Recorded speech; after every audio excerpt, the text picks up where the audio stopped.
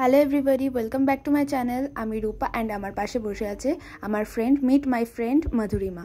So আমরা আজকে এসেছি সিনেমা হলে সিনেমা দেখতে। পুষ্পা 2 রিলিজ হয়েছে কিছুদিন আগে, ডিসেম্বরেই রিলিজ হয়েছে। আমরা অনেক পরে দেখতে এসেছি।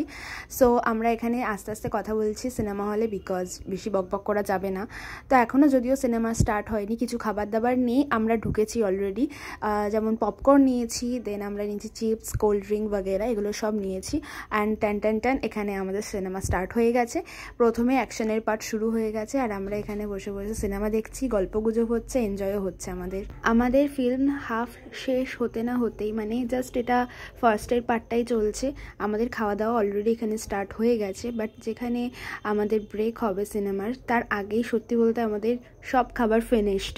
আমরা ভাবছিলাম মাঝখানে ব্রেকে আমরা খাবার আনতে যাব, বাট যাইনি, কারণ এখানে ব্রেক খুব কম দেয় এই সিনেমা হলে। আর যদি সিনেমার এক্সপিরিয়েন্স আমার কাছ দিয়ে জানতে চাও, আমার জাস্ট মাইন্ড ব্লোয়িং লেগেছে। আল্লু অর্জুনের অ্যাক্টিং এই সিনেমাতে জাস্ট মাইন্ড ব্লোয়িং। এই সিনেমাটা দেখার পর পুষ্পা 2 আমি 1 দেখিনি, ভেবেছিলাম 1টা দেখলে 2টা বুঝতে পারবো, বাট 2 আর 1-এর মধ্যে সেরকম কোনো মিল নেই। 2টা দেখে আমি ভীষণই মজা পেয়েছি। আর ভেবেছিলাম হয়তো বোরিং লাগবে, কিন্তু মারাত্মক হয়েছে সিনেমাটা। অনেক কিছু মানে জানবার শেখার আছে সিনেমাটাতে। শেখার সেরকম নেই, বাট যদি বুঝে তোমরা দেখো, খুবই সুন্দর সিনেমাটা। Totally action film, no love no romance. খুবই সুন্দর ফিল্মটা। অ্যান্ড আমি কাইন্ড অফ আল্লু অর্জুনের আমি টোটালি বলতে পারো একটা ফ্যান হয়ে গেছি, লাইক রাইট। সো ভীষণ ভালো লেগেছে ওর অ্যাক্টিং এখানে। আর যে আসল যে লুক, আল্লু অর্জুনের যে আসল লুক, এই সিনেমার মোর দ্যান ফার বেটার আমার লেগেছে। এই সিনেমারও যে লুকটা দিয়েছে ভীষণ ভালো লেগেছে ওর, মানে ওর একটা অ্যাক্টিং মারাত্মক লেগেছে। এদেবেই আমি সিনেমা থেকে বাড়ি চলে এসেছি, সিনেমা হল থেকে বেসিক্যালি। সো বাড়িতে এসে ভীষণ খিদে পাচ্ছিলো, তো এসে আমি একটু কলা খাচ্ছিলাম, বিকজ ওখানে শুধু চিপস বাগেরা খেয়েছিলাম, তো পেট সেরকম ভরেনি, খালি ছিল। এখানে এসে একটা হাতের সামনে কলা পেঁচি খেয়ে নিয়েছি। আর এখানে ইনি অ্যাজ ইউজুয়াল বসেই আছে, এনার টিভি দেখা ছাড়ার কোনো কাম নাই, ঠিক আছে।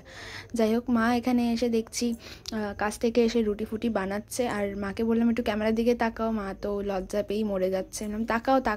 তারপরে বললাম একটু হেসে তাকাও, একটু দাঁত বার করে তাকাও, সে তাকাবেই না। আমি বলছি একটু তাড়াতাড়ি দেখো, আমার কাজ আছে আরও করতে হবে, তুমি তাড়াতাড়ি একটু তোমার মুখটা দেখিয়ে দাও, সুন্দর মুখটা একটু দর্শন করে দাও ক্যামেরাতে। তো মা হেসে লুটোপুটি খাচ্ছে।